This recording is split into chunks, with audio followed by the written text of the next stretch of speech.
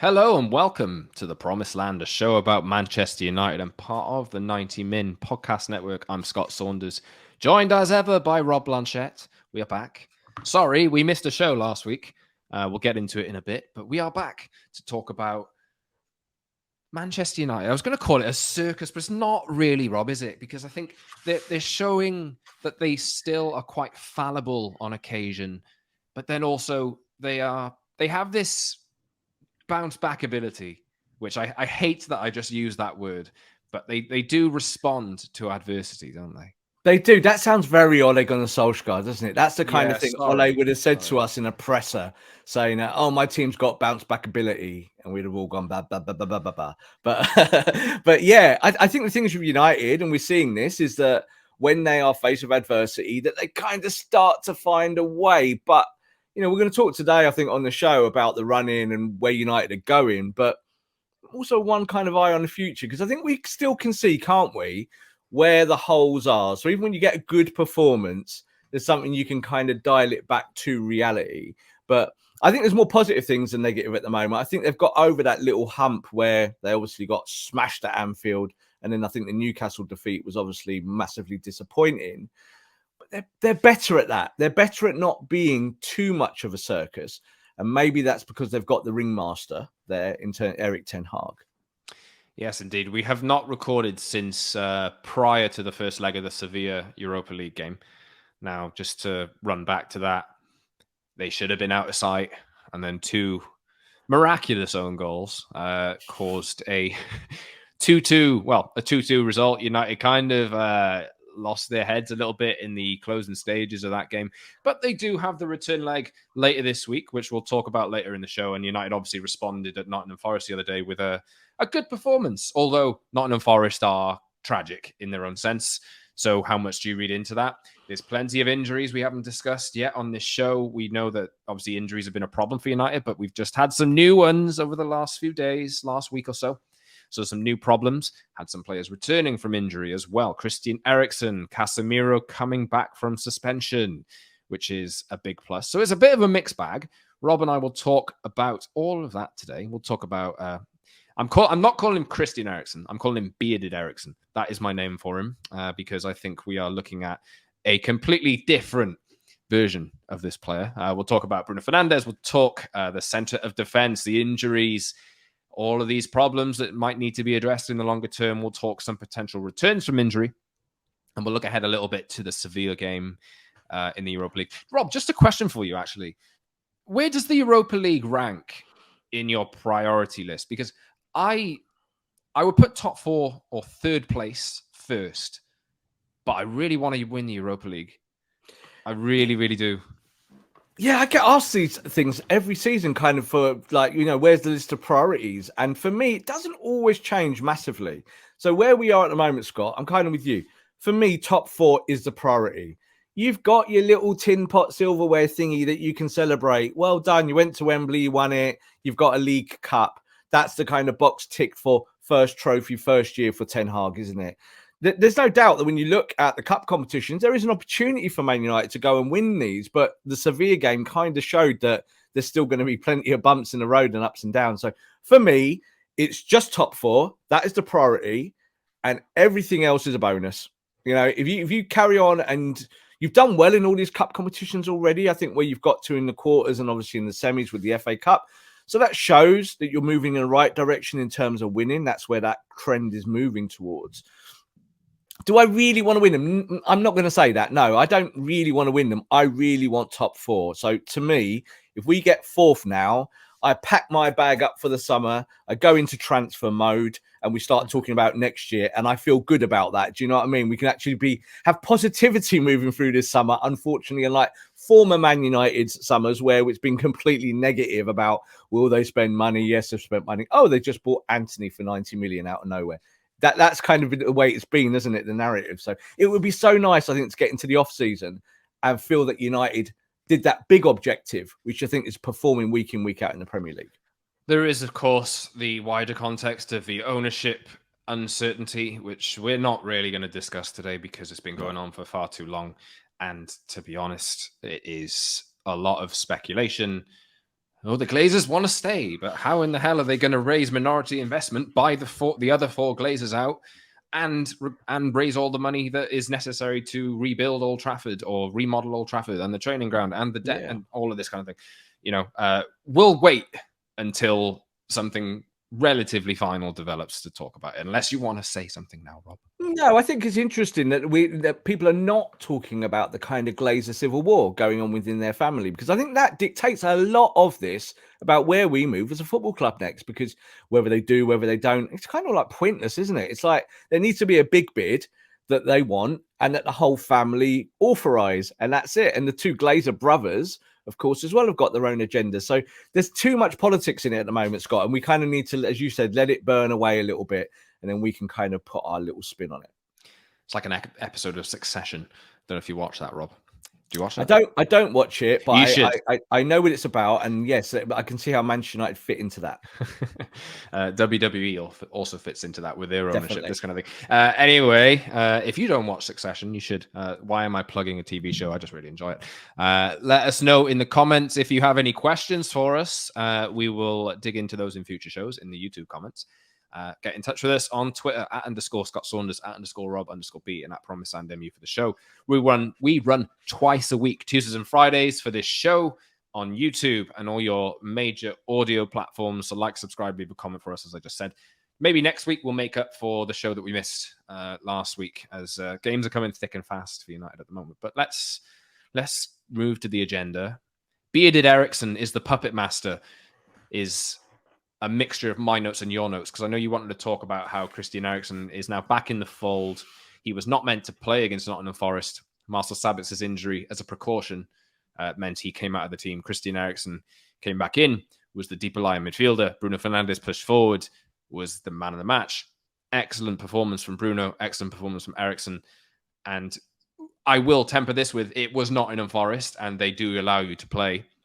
But it's nice to see Christian Eriksen back in the mix. It's nice to see Man United's first choice midfield back together. Yeah, Christian Eriksen in many ways is like the Manchester United comfort blanket. That's how I look at him. So when he's on the football pitch, you just kind of feel a little bit better, don't you? It's like, and you've been waiting for that. When that horrible tackle came from Andy Carroll and knocked him out for a few months, I think United's form and the slide towards maybe being lesser started at that moment there. I know we've had Casemiro's suspensions galore and all of this, but I do think that Eriksen is your primary ball player. And I think you saw at Forest, as you said, Forest let you play. Forest are not very good. So you have to kind of add that caveat in. But Eriksen, to me, just in terms of his control of the game, his vision, how he makes up extra men over there, how he brings people into the game and dictates stuff. I told you off camera, I call him like the puppet master. I kind of see him above the game, controlling absolutely everything. I love it. And I think it also shows, I think, what the manager wants in the years ahead. He wants players who can do that, control the football match in the same way that Pep does. There's not really a lot of difference in that. You want players who can control football matches. So great to have Eriksen back. And I think the big point with Eriksen and Forest is that Eriksen makes Bruno Fernandes so much better. Bruno Fernandes gets so much space, so much more time, more connectivity between those midfielders. And I think we saw maybe one of Bruno's best games of the season at Forest, just in terms of his output. So long may that continue. Ironically, we would not have seen it unless Sabitzer got injured. So, we had Eriksen on the bench, and I think Sabitzer would have started. Would you not like to say that Bruno in that deeper role has been quite good, though? Bruno has been good in that deeper role. There's no doubt about it. I think with Bruno, it's always a sliding scale of variables. So, he's good at certain things, really good at certain things. At other things, he's more average. So if he's in a position where he's doing the average stuff, guess what? He's not going to be as good as what we want him to be. I think when he's in the final third, Scott, or at least ahead of the midfield, maybe in that little pocket, that's where Bruno dances. That's where he does his best work on the dance floor. So give him that opportunity to go and help you win football matches, especially at this point now we've lost Marcus. You need your big players to step up. Bruno Fernandes is happier as the 10, Scott, or at least as an advanced 8. He's not that happy as a 6'8" or coming deep 70 yards from goal. It's not what he likes to do. Do you think, though, that he has shown a bit more restraint and more control in that position? And it might end up benefiting United in the long term that he's had that run there and maybe understood the importance of keeping possession rather than Hollywood passes at here, there, and everywhere. Completely. So again, with this as it unfolds under Ten Hag and what the manager expects, I think in the first half of the season, United were all very high octane, playing the counter press, being kind of like Solskjaer, but on a higher level. Like, we're counter pressing, counter attacking teams, we're scoring goals that way, and obviously Marcus being the main beneficiary of that, especially with Martial out. And I think we've ended up with doing Bruno's ended up becoming like a versatile midfielder that you've had to use in other places, and I understand that. But I just don't like it. I just don't think that's what he does best. And I think when he is deeper, if he loses the ball, Scott, 20 yards in front of his box, you're in big trouble. If he loses the ball 20 yards in front of the other opposition box, you're all right. So, this is where it goes, you see. I think with Bruno, he's definitely been more disciplined playing a deeper role, and he's had to be, because I don't think you could play him otherwise. If you're not playing him as the 10, he's got to give you value in the 6, certainly more value than Scott McTominay or Fred on the ball. And I think that's where it goes with Bruno. He has to be more disciplined, and he has to understand that. And I think he does. I think he gets that. He doesn't want to be the guy that we talk about as we come away from football matches and say, well, Bruno gave the ball away 20% of the time. He wants to be a guy that's celebrated, isn't it, wherever he plays. Leave your comments. I know that Rob, you can. some comments coming in is like, Rob, give Bruno some credit. Give Bruno some credit. I'm trying, everyone. Yeah, I love Bruno. Look, I love Bruno when Bruno's being Bruno. I want Bruno to be at the top end of the pitch, being your goals and your assists and getting in that box. But obviously that starts with Ten Hag. Ten Hag's got to facilitate that and give him the opportunity to move forward. And I totally agree with you. I think he has been disciplined in a deeper role, which is why we're celebrating that he's playing better in those roles. But do I want to see him carry on there? No. Why? Because Eriksen is better at it, like a million times better at it. And people go, oh, there's not a lot of difference between the two. My eye kind of catches that and says, yeah, I think there is. And I think then you can kind of work around it. Once Bruno can play higher up the pitch, he's closer to Martial, he'll be close to Rashford, he'll be close to Jadon, he'll be close to Antony. Guess what? He might win more football matches. So, Rob, quick question about the midfield before we move on. We've obviously seen Bruno play this deeper role. We've seen Casemiro is back. I know we've had discussions about what kind of midfielder do United need if Casemiro isn't there, because he's not been there for a long time due to suspension. We've seen Christian Eriksen miss a lot of time. Marcel Sabitzer is obviously there. I know he was injured for the weekend game. Small injury, but he's brought something else to the table. Bayern Munich don't want a lot of money for him, and United, there is some interest there in potentially making this permanent. What do you think United need to do in the summer in this position? Because should they end up bringing Sabitzer in permanently, what kind of profile do you think that they need? Obviously, I think the takeover and all this, like how much money United are going to have in their budget, is really dependent on this and how many players they end up buying. But what's more important for you at the moment? Do you think a Frankie de Jong or a Ryan Gravenberch or somebody who is more disciplined like Casemiro? Which kind of profile of midfielder, given what you've seen recently, is most important to sign first? I still think United's overriding weakness in midfield, when you kind of look at the collective, is ball playing and creativity. So it's great that you've got a Bruno who's on the edge of the box, great metrics in terms of creation.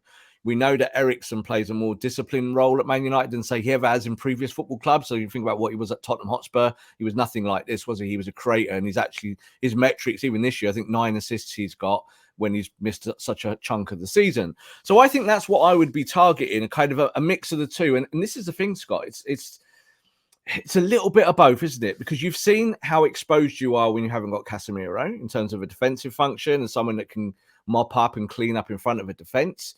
But I think you've also seen that how brittle United can become in football matches when the creation isn't quite right, or when you've got a combination of 3 midfielders that don't quite fit with each other. So you mentioned Frankie. Yes, Frankie would be lovely. I'm not going to think about Frankie de Jong until Barcelona do once again what they did last year and put out loads of feelers saying they want to sell him. So until that happens again, we can kind of, I think, be calm on that. Gravenberch said there's a player that the manager knows really, really well. I think he's a good pickup. But I think when you look at Sabitzer, he's almost perfect to the profile of player that you want. Someone who can play the 8 and the 10, not a lot of fuss when changing between those two things. Give you a little bit of value from deeper as well. So like he can kind of do the whole box to box function. And I think that is the key. is about players who can do the box-to-box stuff without letting it go.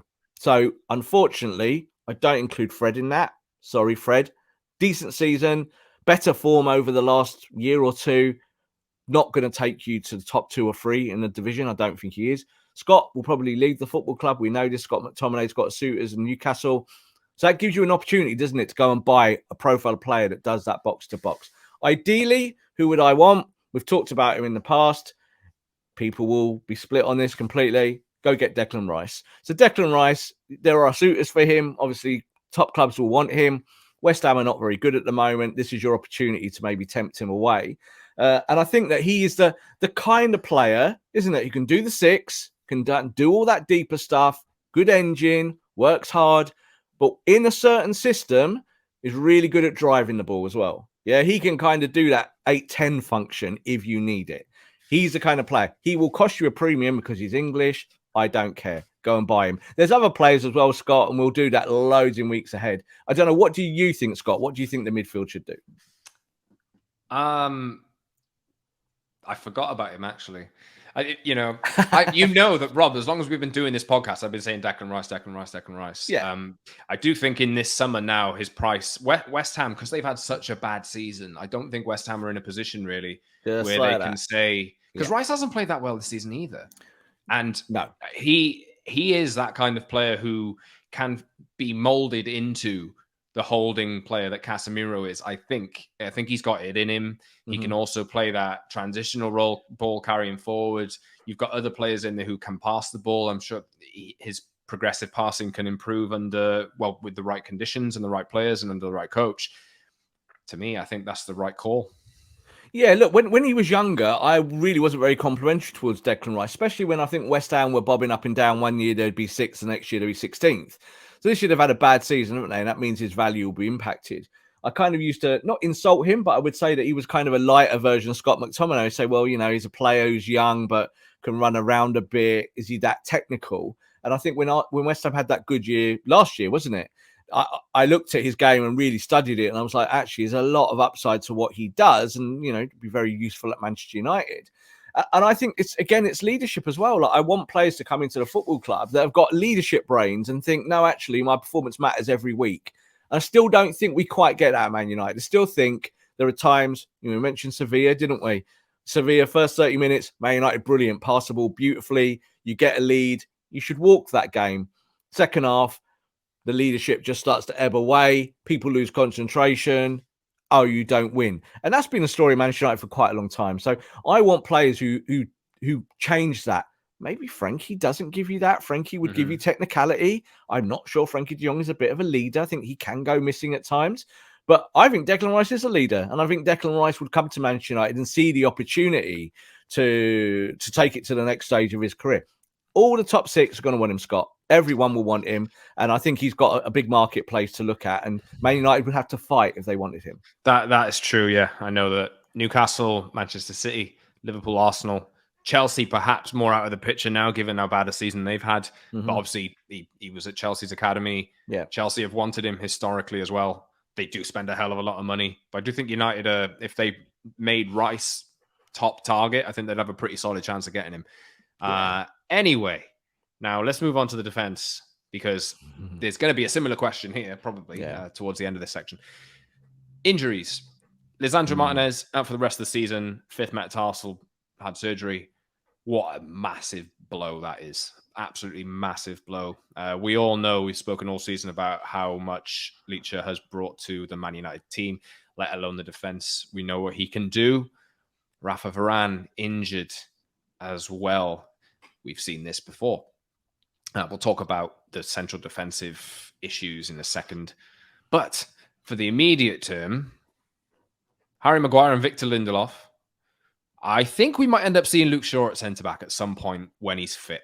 Maybe even as soon as this weekend. Yeah. Maybe. I think it'll be Maguire or Lindelof plus Shaw, to be honest, because we've seen Shaw fill in at left centre-back this season when Martinez was obviously away after the World Cup, this kind of thing. I think that's what Ten Hag will do. But there is only... Harry Maguire even is suspended, I believe, for the Brighton game in the FA Cup. Yeah. So United are going to have to get creative. They don't have loads of options in No. this position. Maybe Casemiro can drop in there if they're really struggling for numbers. But again, you don't want to do that. Maguire and Lindelof for the rest of the season. How do you feel? I don't feel particularly good about that. Isn't that a surprise?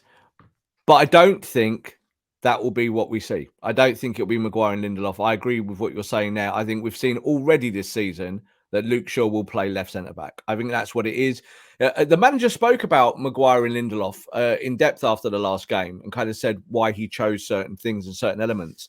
And one of the things I thought was the most interesting one was why he said Harry Maguire does not play on the left. I knew you'd say that. Yes. I too, yeah. So I thought it was really interesting. So Harry Maguire obviously spent most of his career playing left-sided centre-back as a right-footed player.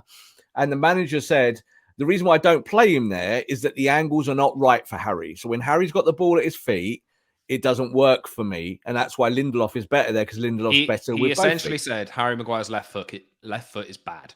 Is a chocolate bar, basically, yes. Is what he said, wasn't it? And I think the funny thing is that we all know that when Harry gets that ball, the out ball to Luke Shaw, when Luke Shaw plays left back, always comes with him walking around the ball. Yeah, he walks around the ball and plays it with his right foot. And that takes an extra split second, Scott. And that's all the difference an opposition team needs to read you. So and it's also the way that the ball rolls. If he's passing with his right foot, it's curving outwards towards the touchline. Whereas if it's with the left foot, it's going up the touchline. Absolutely. Or like most footballers, he might be able to use the outside of his right foot. That's a solution there. But the point is that whatever Harry Maguire wants to do up here, it involves walking around the ball. And he shouldn't really do that. It's technically not particularly good, is it? So it doesn't matter that you're one-footed. Most footballers are one-footed. You get other players who are two-footed. But I think when you look at the spectrum of what Ten Hag wants to do tactically, it's going to be Luke Shaw. It's Luke Shaw plus one. That's it. And that will be it. And I think it will probably be Lindelof. I think Lindelof is the preferred option because he is two-footed.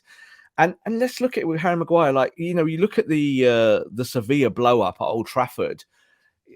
Malacia on the left, I don't think is pickable. Again, I've said that for many months. I think it's a problem. He can play minutes, but as your starter, I think he'll cost you games. That Sevilla one. The goal is awful, Scott. The ball on the inside, he doesn't read it, doesn't look, and then he gets a deflection, it goes in the net. But then Harry Maguire's own goal, which is obviously more comical than anything else, again, it kind of just shows his lack of mobility in there. Like, get out of the way of the ball, Harry. That's just all you had to do. So, like, you basically drew that game because of two individual errors. It's a stretch from Maguire. I'm not trying to blame him or anything, but two moments of just silliness, really. And then suddenly you're not favourites to win the game anymore. You go into Sevilla, you've got to do something different. So I think that's where the back four will get picked. I don't think we'll see Casemiro dropping deeper unless we see another injury, say to Lindelof or Maguire. But I don't also think we will see Lindelof and Maguire as the partnership all the way through to the end of the season. I think it will be Luke Shaw running the defence, unfortunately, from centre-back, because I think he's much better at left-back. We saw Delot have a good performance in his one outing as a left-back. I get the feeling he'll be the guy playing left back, and you'll see Wan-Bissaka at the right. It's like Wan-Bissaka. I think we've had this conversation. We know that he's really improved since the turn of the year. Yeah. It's important to remember that Diogo Dalot coming in could play both sides. Yeah. He played at his old club on the left. That was part of the appeal for him. He could play at left back as well. Obviously got his first goal in the Premier League against Nottingham Forest from that position. Does give you that inside run, which is kind of where this goal came from, connected well with Antony for that goal against Forest. So I think maybe that's your two positions. Maybe Malacia will come in and out if he's fit. But like you say, Rob, I think that goal, that switch off in the Seville game was a big deal. Big time. I like Malacia in terms of a development project. I don't like Malacia as a starter, and I think the thing is with him is that when he came to United, we've talked about this a lot. We saw the creativity of what he was doing at his football club, and he was inverting and kind of doing that stuff.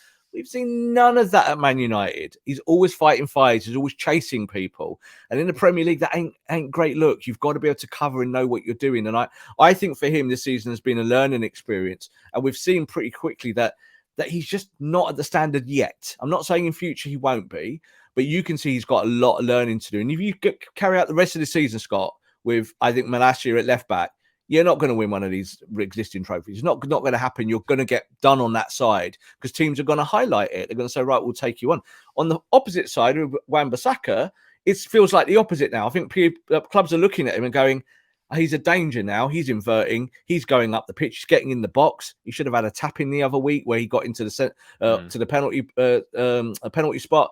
That's great. They're all the things you want to celebrate the game to game. But with Malacia, it's the opposite. So it's a balancing act. I think with Delo, you just said they're playing both sides. I think the fact that he can invert on that side and you get Antony inverting from the right, there's this natural shape that emerges. You can overload midfield without really changing things too much because you're giving these instructions out. Delo can give you a lot of value on the left. I don't want to see Delo start on the right. I don't think he's been anywhere near as good as Wan-Bissaka. So I think Aaron gets that tick. But I think Delo gives you an option short term as a left back. We've discussed, or I think we said before we started recording that I've said this a few times, as in me, I've said this a few times on this pod already. So I'm going to take some credit. United need another centre-back because Rafa Varane is, as good as he is, cannot do it at the intensity that United are going to be required to play at, the amount of games that United are going to be required to play at, with Victor Lindelof, unless Victor Lindelof and Harry Maguire drastically improve, which I don't think is coming, unless one of them directly, massively improves and offers everything that Erik ten Hag wants in a right centre-back. I don't think that this is the long-term answer, what we've got at the moment. So I think United are going to have to address this in the summer, to be honest. I look at someone like, I know that Jurrien Timber is short, and I know that the criticism that Lisandro Martinez has had for how tall he is. To be honest, I don't really think having another 5'9", 5'10" centre-back alongside Lisandro Martinez is a good idea. However, we've seen that works. There are other players, other centre-backs who can maybe offer you that quality on the ball that you require with the height and the aerial presence to go with it. I think, to be honest, Rafa Varane's latest injury has meant that importance for right centre-back, somebody who can come in, doesn't have to necessarily be first choice all the time. Somebody quite young that you can mold and work around Rafa Varane. Maybe a bit younger than Martinez, maybe needs that jump in experience, but has the required talent and all the attributes to kind of fill in that role and be his long-term replacement. I think that's a really important summer buy. Totally. And I think, look, if you're a successful football club, you're going to play around 70, 75 games a season, as a collective, as a squad. Rafa Varane cannot play the majority of those games. He can give you something, but the boy is made of glass. And we knew this before, and we know it now, and we've seen it, haven't we, for his whole kind of tenure at Manchester United. We've seen that he gets injured. So it is something you do need to address. I do look at it this way. I think Harry Maguire will be moved out of the football club. There's no doubt about that. I think United are looking for takers, and they'll look for a decent fee, but obviously they'll get nothing like they paid for him. I don't think that's too much of an issue. I think then the question becomes about Lindelof. Do you keep Lindelof because he is relatively two-footed? He is a ball player, but he is slow. He's also not the tallest. Or do you trade him out of the game and bring in someone like Timber, and then you've got Martinez, Timber, and Varane?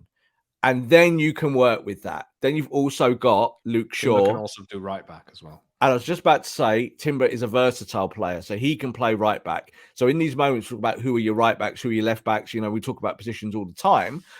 He gives you extra stock per position, doesn't he? He gives you two positions. So I don't think that Timber will come at a huge cost, not certainly more than what maybe he was touted at 12 months ago. I think he'd want to come to Man United from what we hear as well, and he's ready for that move. And I think it's an easy move for Ten Hag without going into some dramatic long-haul chase of a centre-back. So we know that someone like Vardiol might be on the market, but we know he's left-sided, so doesn't really fit what you want. He'd probably go to Chelsea or somewhere like that at the moment, or maybe even Liverpool. It depends what you need. And I think that Timber just is the easy option. Go get Timber, and then you've got that coverage at centre-back. The issue is as well, I don't know whether I think we discussed this, Rob, on the podcast previously. We know Harry Maguire's got interest, but Victor Lindelof on Sweden duty did say, I want to play publicly. And that's why I think he might go. Yeah. He might go. And whether that ends up, will United sell both of them? I'm not sure, but might be sensible if they can. And if they're more efficient in the transfer market and replace them with, I don't know, they might still need two centre-backs, but then that's asking a lot in terms of incomings and a lot of business. So I don't know whether that's realistic, but what do you think we see there? Yeah, look, I think if you could collect the best part of 50 million for those two centre-backs somewhere in that figure, in that ballpark, you do it. You pull the trigger. Because it's not that you've used them or not used them this season. Like, we know you get injuries, so players will get minutes, and the manager keeps banging on about that, doesn't he? Players need to be ready. My players need to be ready. They know this. They know this. But the truth is, you just don't want them to play. That's the truth. You don't want Maguire in your team because he makes you worse. I think Lindelof has shown that he can kind of do Ten Hag things, so there's some value there. But I don't feel good about saying Lindelof being your third centre back in that collection that we just talked about with Varane and Martinez. I don't think that pushes you forward either. So you're right. Lindelof said that in the classic international break. He did the Paul Pogba thing, didn't he? Yeah. Every international break with France, it was we'll see. The future, you never know. It's always only God knows. Only God knows if Sweden are going to win this week, and only God knows if I'll be playing football at Manchester United. So I think with Lindelof is when he got his contract last time round, he was given a pretty big contract for what he is and what he does. And I think United would be very happy to get rid of that contract. You know, someone that really sits on the sideline most weeks and is not your first choice. So that's where, if you think about it, you get best part of 50 million for those two, and you pay best part of 50 million or more, a little bit for Timber.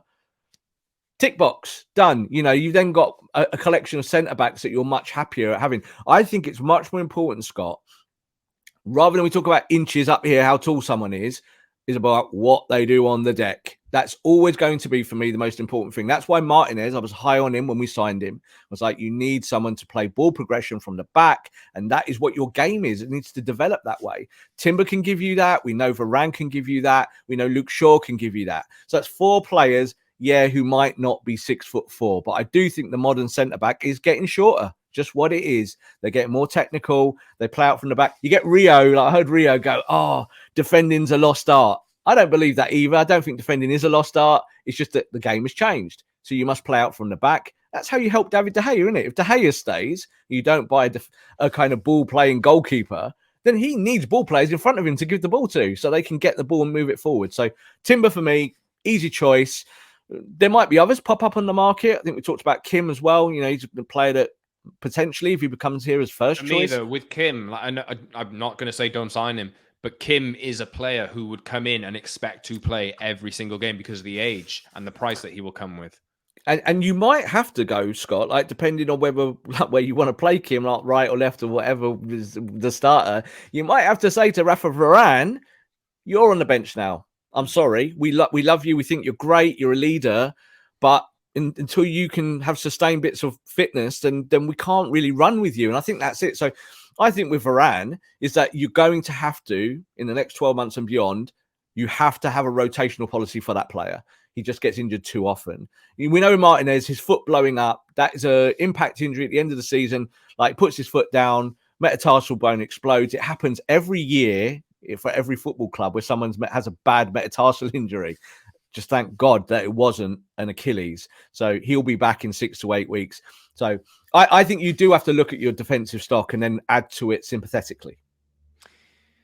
I believe Rafa Varane is contracted until 2025 with an option, I believe. So it's there's still a long time left. He's only 29 years old. Yeah, I'm not talking about getting rid of him. It's like the same age as Phil Jones. Do you know what I mean? It's kind of like, you know, they are players that get injured, and you have to have a rotational policy for them. But unfortunately, this year we've not been able to do that. We just haven't had a good enough squad. And now we're hitting a time of the year where all that pressing you've done, all those games, all those months is coming back to bite you. It doesn't mean you shouldn't have pressed back then, Scott. It just means you need more players in your rotation that can do it. You're going to have to get rid of the Donny van der Beeks, and maybe the Axel Tuanzebes. And Phil Jones.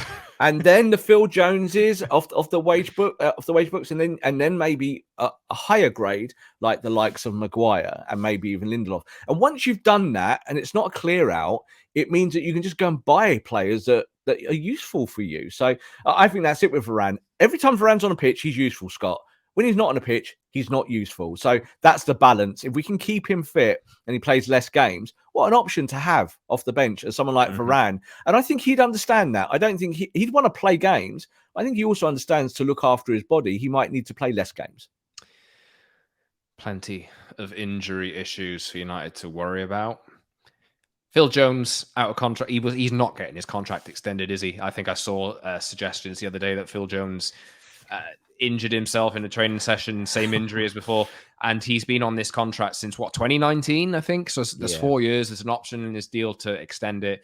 I think finally, in just a few short months, Phil Jones's stay at Man United will end.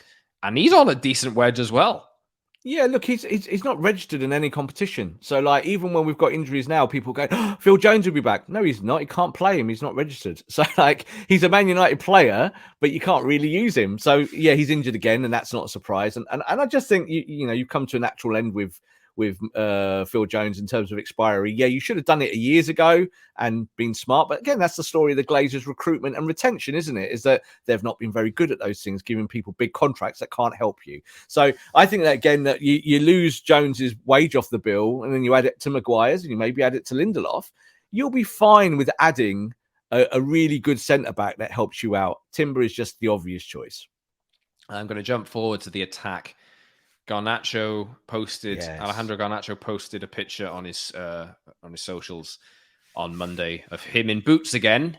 We know how the world was sent wild when Christian Eriksen did it. I think as it stands, I know, Rob, we've already mentioned Jadon Sancho. Incremental improvements, but he's still not there, really. Marcus Rashford, we don't know the exact story of how bad his injury is, but we'll see him as well before the end of the season. And while the injury seems to be, going like this, doesn't it, really, for you who are listening on audio, I'm kind of doing this waves and, dips and this kind of thing, roller coaster of the amount of injuries that United have. But if they can get Garnacho and Rashford back in the next few weeks, then that will be an added bonus. Yeah, I'm quietly happy with Jadon Sancho's output at the moment. I think the enforced extra minutes that he's having to play are good for him. So him playing 90 minutes against Forest, I think is a really good sign. And again, another big box tick. You're thinking, right, he can do the 90 now, which means you can develop his role. I think he is still a player who's kind of finding his role in a Ten Hag system and about what he's supposed to do. So I think on the other side, Antony, even though people might not be happy with his overall performance this season at times, I think he knows what he's supposed to do. I think he understands who he is, what he does, and his confidence shows that. And I think with Jadon, we're just seeing that creeping towards that confidence where he looks better on the ball, seems to know what he's doing. But as I said, I think 2 weeks ago, when we lost Marcus, I was saying Garnacho is the key here. Garnacho is the guy that can give you that kind of direct goal threat from the left and a different type of threat that both maybe say Antony and Sancho can't or don't, because he is just that kind of player. I don't think we're getting him back soon. Like, I think it might be a little while of rehab still, because it wasn't a particularly nice injury. He had to, I think he's going to have to work on it. I don't think we're going to see Marcus Scott for a month. I really think it's going to be an extended absence just because of the nature of that injury and what he needs to do to kind of get back. But I do think Garnacho is hugely important now, because you think of that front three. We talked about United play more 4-3-3 and more possession-based football. Garnacho is a guy that can kind of push the envelope. You can get the ball to him. He can run at people. He can go on the outside in a way that maybe, say, Jadon can't, and we know that certainly Antony can't. Well, it's not in the notes, but Antony Martial is back, and I'm touching my desk, my wooden desk. Touch wood. Several times. I've been saying this in different shows that I do. Man United have not had their first choice striker for the entire season. The entire season. For 9 months or whatever it is, however long this season's been. They've not had him. We saw in pre-season suggestions that this front three of Sancho, before Antony signed, Sancho, Rashford, and Martial could actually work. And obviously United have not had Martial. They had the Ronaldo problem in the first half of the season. Yeah. Fitting him in, Marcus Rashford coming in. He's not naturally a centre forward. We know that Martial has this in the locker, and we've all wanted to see Martial under Erik ten Hag. He scored against Everton, obviously, but he's against Sevilla. I know that the performance at the end really tailed off and United collapsed. Martial's brilliant. And also Martial's contribution to the first goal at Forest, the press being played in by Bruno into that space. I know he didn't score, but it did lead to a goal because Antony was following in. We are just it would soften the blow a little bit if Martial can stay fit with the current front three that United have, because they are scoring. I know they're still missing chances, but they are at least scoring goals. Yeah. They're creating, aren't they? They're getting there. Like, this is what I mean. There is some kind of chemistry between these forward players, and that you get that kind of sniff of it where you kind of think, if this just clicks, this might carry you through to the end of the season and you might have a successful end to the campaign. I'm going to make a big kind of mad statement on the top of this. I might have made this mad statement once before. If Man United had Martial fit for the whole season, he'd played every game, and say Casemiro hadn't got as suspended as he got for those 8 matches, and say, just by luck, Andy Carroll doesn't go and butcher Eriksen's leg in that moment, those 3 players, those 3 moments, I think United would be 3 to 6 points off the top 2. That's what I think. I think that's kind of how narrow these margins are. When we talk about success and failure and how you work yourself week to week to week to week, I think Man United could look at the campaign and say, if just those 3 things have gone our way a little bit more. I think the Martial one's a big one because fitness, like, he's not played at all, has he? Let's be honest. But you see, when Antony Martial is on a football pitch, Man United go from here, like mid-range, to here. And they become a better team, more intelligent, more potent, more interesting to watch. You see it. You watch them and think, wow, look, they can do stuff. So, yes, can we keep him fit? I still think, Scott, you're going to have to manage him in a Varane type of way. You're going to have to maybe give him 60 minutes here and there. It was good to see that he did 60 minutes. You mentioned Sevilla. It was when he went off the football pitch, Man United got a lot worse. And that's through the whole of the spine of the team. So Martial adds so much value. And I don't know, like, again, he's one of those guys that you might want to retain at the football club, but you're never going to be able to. You can't make him play 70 games. And that's not it. You can't make any player do that. But at the same time, there's other players like Bruno who you can push towards 60 to 70 games and will get less impact injuries. Whereas Martial, that he'll have a run and his leg will fall off. And that's a problem. I don't think the priority will change. I think centre forward is still the main priority. We've done enough Harry Kane content over the last few months.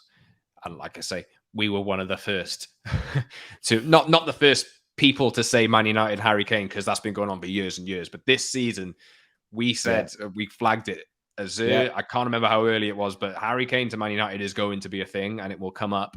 And if you can't, Martial, and we said this in a previous show a few weeks ago, Martial is on a giant deal, so it's going to be difficult to maybe get rid of him. But if you can have a fit Martial as an understudy to Harry Kane, that's different. Completely. And with the Harry Kane thing, like, we will wait and see, and we kind of know what we know. So, this is a goer, and we'll see what happens in the next few weeks. But I still think Ollie Watkins is a goer. I really do. I think when you look at what Ollie Watkins has done this year, scored the same amount of goals as Haaland this season post World Cup. I think you're looking at a player on the top of his trajectory. He's going that way. Villa know it. Villa will obviously want to keep him. He's integral to that system. But if you want a forward that scores goals, that's a fluid part of your attack, that presses, that does all those things really, really well, then there's a guy at home here in England that does do all those things. But of course, everyone will say Osimhen, everyone will say Kane. It's obvious why. Everyone wants those shirt sellers. But I still think someone like Ollie Watkins, we'll talk more about him in the weeks to come. If he ends his season well, Scott, and Villa end up, like, Villa are knocking on the door of the Champions League, like, they're not far away. They're going to get towards Europe. He's going to be out there. Teams are going to want him. And I've been massively impressed with him. A bit like Declan Rice, like I said, I wasn't massively impressed with Declan Rice 2, 3, 4 years ago. And slowly but surely I've changed my mind after watching him. Watched a lot of Ollie Watkins this year. And I'm thinking, is he England's best striker after Kane? Like, I would say so at the moment, as the way it lies. Your problem with Ollie Watkins is he is in absolute peak at the moment. Yeah. Was he mid-20s? I don't know his exact age. Yeah. The issue you have, Aston Villa are a rich club. Aston Villa could get in Europe. Aston Villa, if they're to sell him, will put 80 million on him. Honestly, they will put 80 to 90 million on him if they're to sell him. It sounds absolutely ridiculous, but Aston Villa are rich enough to say that. Of course they will not need to sell him. And then I think you get into that territory, and I don't think it makes as much sense. But, and I think, and again, to kind of counter my own point, he doesn't have the pedigree either. So, like, we've seen a good season from him this year, and it smells a bit of the Lukaku's. You know what I mean? Like a couple of good years, puts the ball in the net, everyone's happy with him, comes to Man United, and then it's a problem. So there's no doubt that Harry Kane is, I think, the pedigree choice out there. Then I think that maybe the hype choice is Osimhen, and then maybe the stay-at-home version would be Ollie Watkins. But I do think United, like you just said there, United are going to have to buy a centre forward, but they've also got other positions to buy for. And I don't think that there is a stone cold priority. I think they're going to look at a more holistic build, because I think that's all you can do. You need to get the right players at the right time, and sometimes those players don't come up. Harry Kane is going to be on the market in a few weeks' time, and we believe that Manchester United will be putting in a bid. It's like 6 weeks left of the season. Finished, isn't it? Like, let's hope we can now Tottenham. Like, that's for me. The rest of this season, Scott, is about Man United versus Tottenham. That's the huge thing this weekend. Newcastle versus Tottenham. Exactly. And let's hopefully they beat each other and both get no points, but that can't happen. So, like, this is the thing. I think when you look at the Tottenham Hotspur match, Tottenham's form is just kind of all over the place. They can either be great, they can be absolutely awful, and you hope the awful version kind of turns up for the rest of the season. If Man United get fourth, like I said, we've had a really great season at Manchester United. If we get third, even better. But for me, it's about keeping Tottenham out of the picture.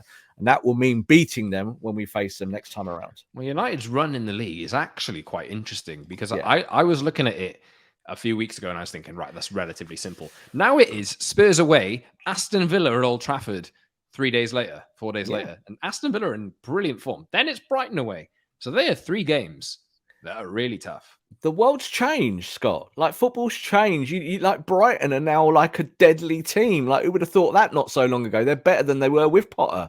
So I think the running is kind of, there's complex elements to the running for Manchester United. It's not a hard running. And if you go and do your things well and don't get any more injuries, top 4 should be good. But there's definitely banana skins. Like I said, Aston Villa. Like, I don't want to turn up against Aston Villa and Ollie Watkins score a hat-trick about us, because then we'll be doing content about this guy might be the answer to Man United's problems. But Villa have been brilliant this year. Like, I wouldn't say I'm a fan of Unai Emery. You know, Harry, who's our producer, is an Arsenal fan. I don't think he is a massive fan of Emery, but I think he was all right with him. I think he kind of got a bad run at Arsenal. And I thought it was a really shrewd pickup by Villa to kind of base their team around someone that does what he does, like especially what he did at Villarreal. So Villa get in the Europa League next season, they could win it. You know, that's the kind of part that they get into with the Emery. Exactly. And you said about wealth, and I always think people overlook this. Aston Villa are one of the top 5 richest clubs in the UK in terms of cash flow. Yeah, they are very, very rich. They have lots of money. Yeah, so they could go next year, not do a Chelsea, but they could, in theory, if they get in, say, the Europa League this year, they could go and spend 200 million like that and get better really quick. Forest can do it. Well, look, the Forest thing's mental. Is it like 35 new players and you're just worse? You know, maybe you need to go and find your Unai Emery. Maybe that's what they needed to do. But Villa were like that, weren't they? When Villa under Steven Gerrard, not so great, relegation candidates.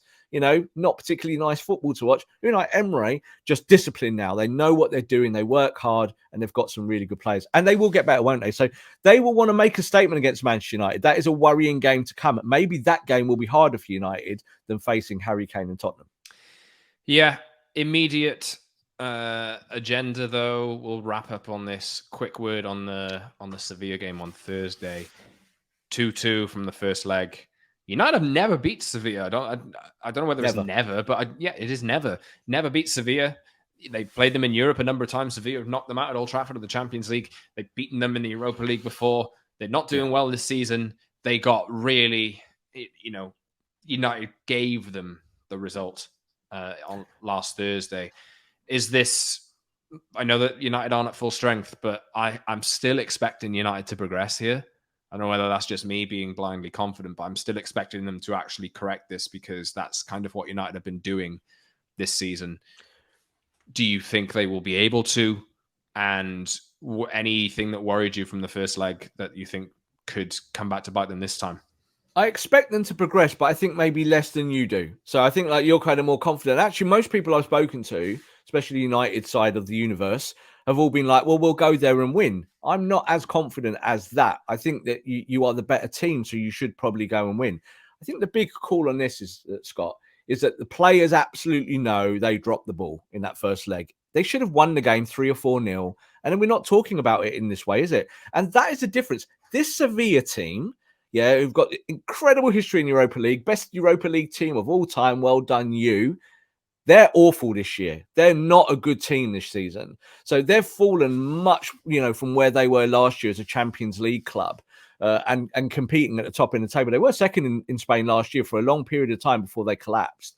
This year, they're not very good. So go there and do the job. I think the thing is for me, Scott, is that it's just about what 11 you can put out on the pitch. And that's really all it comes down to. So if Delo is firing and playing there and you can get Malacia out of the team, great. If Luke Shaw is fit, that might mean you can take Harry Maguire out the firing line because you play Luke left, Lindelof right. Keep Wan-Bissaka on the right-hand side. So that's all it really is. Do you know what I mean? Keep Bruno closer to the box. Maybe play Martial 65, 70 minutes in Seville. I'm sure he's got something to prove at his former loan club. So there's lots of narratives there. But I think United, if they put their best team on a football pitch, then they should be able to get a clean sheet and maybe a 1 or 2 goals.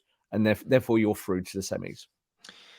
The game of this difficulty, I think there was a game that Michael Carrick managed at Villarreal when he was in charge in his 3 games. So I think United weren't great then, but I think in terms of elements of difficulty, it just reminds me of that for some reason. But, Sevilla 13th in La Liga. They've not had a good season. They've been worse than they are. I don't think Erik ten Hag will prioritize the FA Cup. Let's just say that. I don't think Erik ten Hag will prioritize the FA Cup over this game. I think he's going to go full strength. I think he wants to win this competition. I think he wants to win every single game. Yeah. And it's just about which games United drop the ball in, which ones they don't. Totally. And it's about us, isn't it? Like, it's about looking in the mirror and feeling good at what you see. And if you feel good about it, then you take your confidence into football matches. I think with United, what we have is kind of like 5 good games, 1 bad game. And it's like a staccato effect. And you're a bit like, we fall down again for a little while. But look, your squad is still healthy enough to go and get this job done. And if you can keep Martial fit, if you can keep Eriksen on a football pitch, make sure Casemiro stays as well. Still diving into tackles. Stop it, Casemiro. Yeah. Like, there's literally no need for it. You are going to get a red card if you just slip at the wrong angle. These football pitches are wet at the moment. You've got to be careful. I don't know why he's diving in. It's kind of stupid, but we can't lose him. And it's just about that, isn't it? Keep the core together. And then, hopefully David De Gea will save you in those vital moments when he needs to. Yes, indeed. That's it for us today. Any final thoughts, Rob, before we go? No, let's look. The interesting program to come, isn't it? Like, the games come thick and fast now, and we're at the business end. This is it now. You've got to win football matches. No more excuses. Can't talk about injuries. Can't talk about selections. This is where you need to go and impose yourself. When you play Tottenham Hotspur, Scott, go and finish them. Put their season to bed, and that will help you in your kind of end of your campaign. So, yeah, I'd like to win one of these final cup competitions. I'm not going to say I don't want to, but I'm not as like, if you don't win at Sevilla, fine. It's fewer games, I guess. It's another game gone, and we are so near the end of the campaign now, and we are very, very, very close to saying that we've had a successful season. Subscribe to our show wherever you get your pods: YouTube, Spotify, Apple, Google Podcasts, all of these different audio places, and YouTube as well, obviously, as I just mentioned. Subscribe, head over to the channel, like the video, leave a comment for us as well, and we'll try our very best to go back and mention some of you who are leaving comments and answering your questions in future shows as well.